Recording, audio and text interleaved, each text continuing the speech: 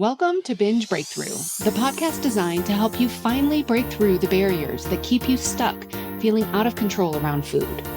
I'm Master Certified Coach Jane Pilger, and I want you to know that no matter how long you've been struggling or what you've tried, food freedom is possible, and I'm here to show you how.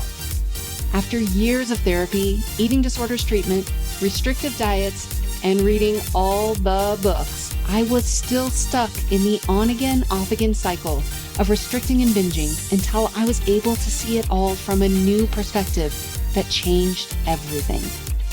Each week, I will share the strategies, tools, and mindset that allowed me to overcome my decades-long battle with binge eating. Your journey to body trust starts now. Let's dive in. Hello, trusted listener. Welcome to Binge Breakthrough. I consider you a trusted listener because I trust that you are listening to this podcast for a reason. I trust that you're going to hear something today that is insightful and impactful on your journey with food. So today I wanted to share some lessons learned from watching a particular season of the show Survivor. I often watch TV and movies and read books, and I think about the underlying message that's in the show or the episode or the book. I like to think about what's happening here. How can I apply this to my life? What is speaking to me? What is inspirational to me? And whether I'm watching something that is very serious, whether it's something that's really just for entertainment, I find there are so many things we can gain for ourselves, just these little sparks of motivation or inspiration, really anywhere. And I found that in watching this season of Survivor. So if you are not familiar with Survivor, you haven't heard about it, this is a show that has been on TV for many, many, many years and many, many, many seasons. And right now, basically what happens is on Netflix they will release maybe 2 episodes or 2 seasons at a time of Survivor, just past episodes. Sometimes it's years and years and years ago, and sometimes it's something a little bit more recent. And I love watching the show Survivor while I am on my trainer inside. It's kind of an entertainment while I exercise. So the most current season that I've been watching is Gen X versus millennials. And so when they start, basically the premise is they bring a bunch of people, all strangers, out to some remote place where there really there's really nothing else out there. And they have these teams and they have to survive. They're out there for, I don't know, it's something like 40 days. And the theme of the show is outwit, outlast, outplay, I believe. And there are challenges, there are physical challenges, there are puzzle challenges. There's, kind of teamwork.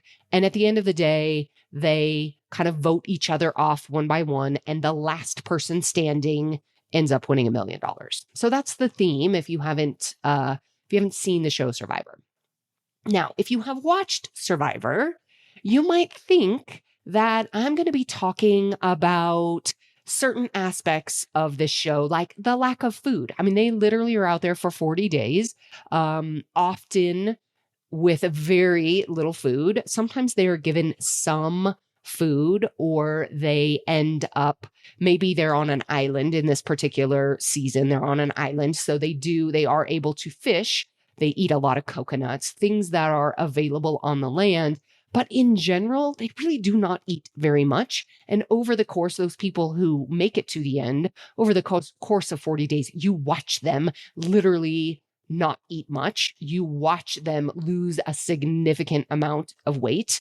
And you kind of like see this process. So there are quite a few spoken and unspoken messages about food and body on the show. And so if you're familiar with the show, you might be thinking, oh, I bet she's going to talk about that. And actually, that's not the case. For this particular, the thing that has really come up for me around this season that I really wanted to share is different. It's really kind of a story of transformation, for sure.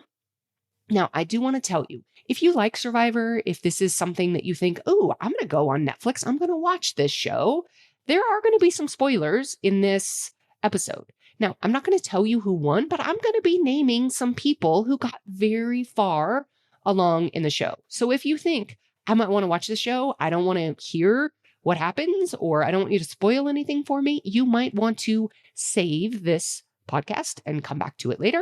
If you don't care, if you have you certainly do not need to watch the show in order to benefit from what I'm about to share. I just want to give you a little spoiler alert. Okay, so today I watched the finale of the Survivor Gen X versus Millennials. And I wanted to, as I was watching it, all season, as I've been watching, I've been thinking, oh, wow, this is so fascinating and I really want to share. And as I watched the finale today, I thought I really wanted to reflect about this on the podcast. So in this season, I've been inspired by one participant in particular. But as I was listening this morning to the speeches of the final three, as they were talking about they're talking to the people who are going to be making the final vote for who's going to win the $1 million. And as I listened to this, I knew I wanted to reflect on all of this here on the podcast.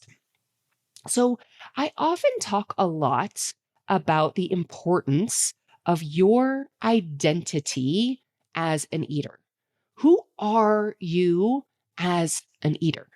So many people think of themselves as, well, I'm just a binger. I am somebody who can't control myself around food. It's just who I am. I can't handle certain things. And so I eat. When things get overwhelming, I'm a person who does XYZ. It's like, this is my identity. This was true for me for so long. I identified as somebody who was out of control around food, somebody who either ate perfectly or absolutely not, somebody who was either on or off with my eating. Now, if you want to hear more about this concept, you can check out episode 24, Your Identity as an Eater, for more about this. But the reason that I bring this up and the reason that I'm inspired to share kind of what I saw in this show was it was literally watching transformations in identity in certain participants during this season. So there was one participant in particular, his name is David. And when he started this show, he experienced a lot of anxiety, a lot of fear. You could just see it in the way that he acted, in the way that he interacted. There was a lot of noise up in his head. He was constantly worried that people were thinking about him, that they were talking about him, that they were going to get him out. He was afraid of the birds. He was afraid of the water. So many fears. And by the end, he was literally a different person. He turned into this person who had this confidence in himself. He had overcome, he faced so many of his fears and realized, wow, I actually am capable of so much more than I thought. I wrote this down actually while I was writing. I have this pad of paper where if I get ideas or something comes to me while I am on the bike, I have this pad of paper so I can make notes. And I'm sitting here looking at this piece of paper that's kind of, when a piece of paper gets wet and then it dries, it's a little wrinkly and it looks very different than before it ever got wet. I am staring at this piece of paper that I can tell, I can see where my hand hit the paper when I was all sweaty. And I wrote down a quote that David shared several episodes ago. And he was talking about a little bit about his transformation and what had changed for him. And he was saying that I have learned to tamp down the voice that says I can't and to start listening to the voice that says I can. When he said that, I was like, oh, that is so good. I am writing that down. Now, if you listen to last week's episode, I talked about that voice in our head that says, I can't do this. I can't handle this. I can't. That I can't does create so much fear and so much anxiety, because if we think we can't, then we really are kind of powerless. We are going to have this fear because we think that there's so much that we cannot do. And so I loved what he shared. I am tamping down the voice that says I can't. It doesn't mean that voice went away. It's still there, but he is learning how to turn the volume down and to start listening to the other voice that says I can. And the more he does that, the more he proves that for himself, then he creates that evidence. So if you haven't listened to last week's episode about how to respond when you think I can't, listen to that episode. And you can see, if you want to see, what does it look like for somebody to kind of go from I can't to I can? You just might watch this season of Survivor. It's on Netflix, Gen X versus Millennials. David is the person I'm talking about. And if you do decide to watch it and you haven't seen it, you might watch these first few episodes and be like, whoa, this guy's going to change? I never would guess. Based on what I see, I would predict he was going to be one of the first people voted out. Well, spoiler alert, he's not. There's another participant in this season. Her name is Hannah. She has a very similar story. She started out with a lot of anxiety, a lot of fear, worry, uncertainty. There was a particular challenge where, in this case, it was teams, and the teams were uneven, and so somebody had to sit out of the challenge. She decided, I'll be the one to sit out of the challenge. She is watching her team participate in a challenge, and she had a panic attack just watching. She wasn't even participating in this challenge. She had so much stress and so much anxiety about this challenge and who might win and what was going to happen that it created a panic attack. And the medical had to come in and take care of her. And she was like, oh, this is not unfamiliar. I have panic attacks. But again, if you watch this season and you watch the transformation in Hannah, by the end, she is sharing her transformation in this season over these 39 days. And what she talked about was how she learned resilience, that being on that show created resilience for her. She learned to become confident in her decisions. And what she learned was that she was capable of so much more than she realized. You could see the difference in the two of them from the start to the finish 40 days later. Now there's another participant, Ken. He talks about his fears and what he had to overcome each day to be on the show. Now, you didn't see his fears so much on the show over the time as you saw in David and Hannah. With David and Hannah, you literally could see it. From day one to the end, the difference in them, you could see it so clearly. Now, Ken, what he talked about was more what was happening on the inside and what he had to overcome each day to be on the show. He talked about he was an introvert. Being around people he wasn't familiar with was not easy for him. He had set his life up on the outside world to literally be living by himself off the grid because he had so much fear and anxiety and not wanting to interact with people that he didn't know. Now, what was really interesting for me about Ken was he had two really key focal points that got him through this 40 days. His daughter, and his daughter was his why. He was there for his daughter. That was the thing that got him going. When things were hard, he remembered his commitment to his daughter. And that's what got him past his challenging moments. The other thing that really led him, were his values: trust, loyalty, and hard work. These values and his daughter, all of these things were his compass, and they helped him move forward. Now we have the other person who was in the finals, a guy named Adam. He was there for his mother. His why was to be there for his mom and to bring happiness and connection to his family while his mom was undergoing cancer treatments. He had this really strong why. So all of them had their own transformation through the course of the show, and they each had their own reason behind it. There wasn't just one thing that did it for them. But there is one thing that was really key for them, all of them, and it was getting out of their comfort zone and pushing themselves beyond what they thought was possible, repeatedly, day after day. They created confidence through their commitment to be there, to be on that show. They each had their reasons, what they were doing, why they were there. And it was that commitment to be there and learning about themselves with each day and each challenge.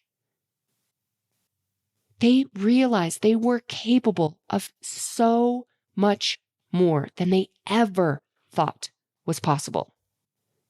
Now, to have a transformation like this is possible for anyone, but to do this, you have to get out of your comfort zone. But here's what I want to know. Is this really your comfort zone? Is your comfort zone actually comfortable? Or is it just familiar? I've been thinking a lot about this topic, and we're going to dive deeper into this next week. But for now, just look for transformation stories all around you. Whether it's a TV show, a movie, a book, or somebody you know that has done something remarkable. Notice where you feel inspired. Notice when you get the sense of, wow, I would love to do that. Or maybe you think, if they can do it, maybe I can too. Wow, look at what they did. I wonder what might be possible for me. So I used to participate in a sport called cyclocross. Now, cyclocross is kind of this combination where you ride a bike and there are some barriers. There are like obstacles, like maybe there's jumps where you have to get off the bike, pick it up, jump over obstacles. Maybe there might be sand. There might be other things where you have to get off the bike and run. It's kind of like a cross between mountain biking and it's not really road biking, but you're not on like a full suspension bike. But there are intentionally a lot of obstacles. And when I would be on my cyclocross bike, I had a lot of fear that I would fall. And I had a friend who also did cyclocross, and she would encourage me. She would say, let's go ride together. Let's go do this. We might go out to a course, and she would say, let's go ride. Follow me. And I would follow her. And as I followed her, I would do things on my bike that I would never do on my own. On my own, I would be like, oh no, that's too scary. I can't do that. I could never do that. But as she was doing it, I would think to myself, oh, if she can do it, maybe I can do it too. Or I'm like, she's showing me the way.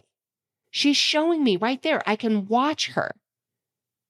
If she can do it, maybe I can do it too. You can find that for yourself. Here's what I know to be true. We do not often get over our fears and our insecurities on our own.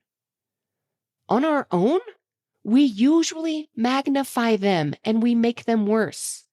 Or we just avoid them entirely, which doesn't help them. or we magnify them. I'm pretty sure that David, Hannah, and Ken would have all continued with their fear and anxiety had they not had the experience of Survivor to show them that something else was possible.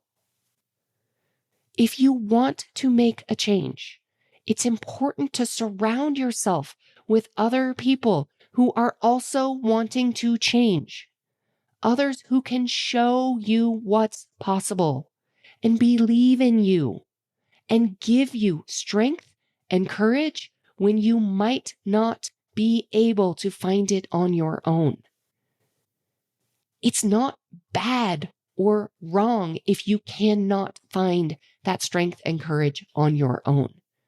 We are not meant to do life on our own. We're meant to surround ourselves with other people.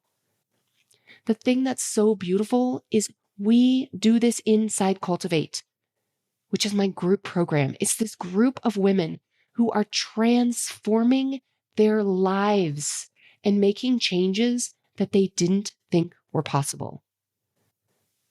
When I think about these women and some of these women who have been in this group for quite some time, and I think about where they started and where they are now, wow, it's so amazing. It's so impactful.